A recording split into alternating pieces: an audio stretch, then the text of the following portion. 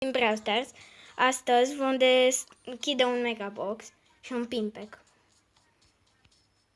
În fine, mi-am cumpărat Brawl Pass-ul. Dacă vrei, ți vă arăt că l-am pe ăsta, pe Bellhop Mike. Aici, unde-i? Așa.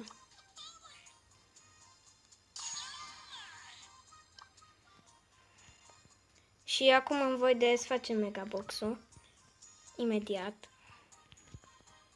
Ultima oară mi-a picat Max.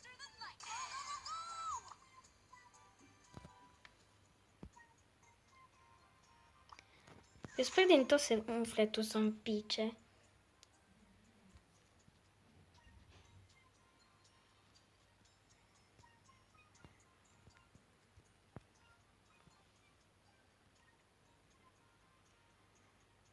Hai să am 6, 5. Nu contează, așa. Acum ne vom deschide Pimpec-ul. Da, Mr. P. Fine. Acum o să le încerc.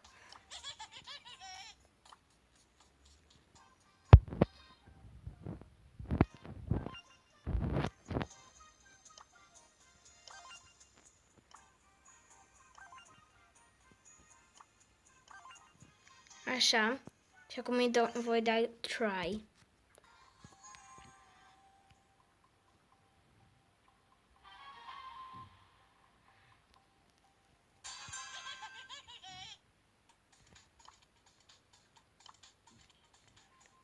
Ce fain. Chiar tare. Și parcă oare pe ce? Brother mi-a mai picat. Mi-a mai picat pe un brawler.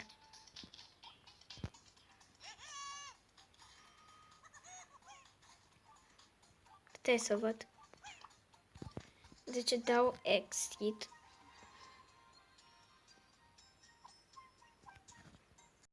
Și mă uit nu aici, la chat. Vai. Atunci, cum fac?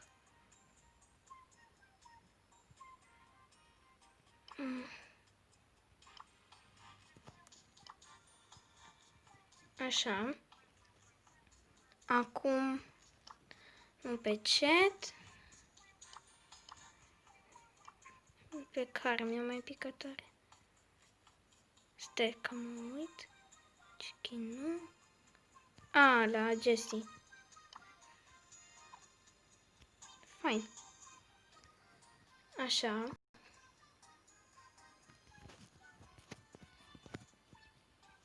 În fine, vă dați seama că voi face videoclip și când să mi le deschid pe loc.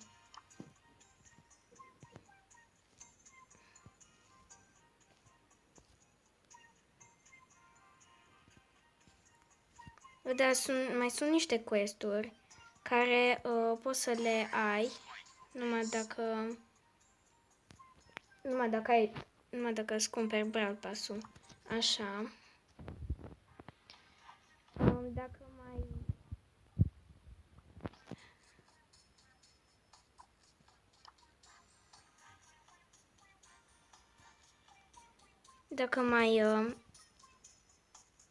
Dacă mi urmăriți videoclipurile,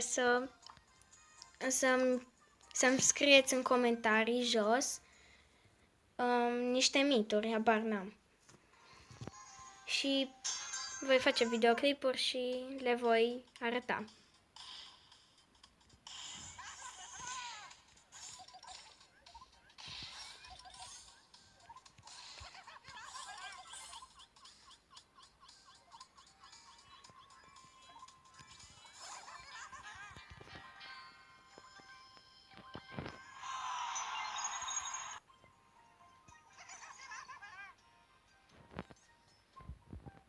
Nu știu, eu am auzit că la Bibi, pe Bibi, așa, când dai în perete, zici că dă prin perete, dar de fapt nu dă prin perete.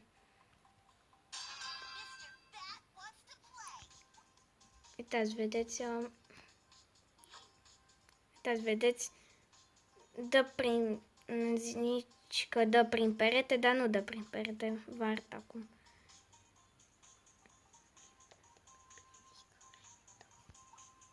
Așa, vedeți că nu dă damage de aia. Așa, dacă doriți să-mi scrieți în comentarii niște mituri, habar n-am, care le știți voi.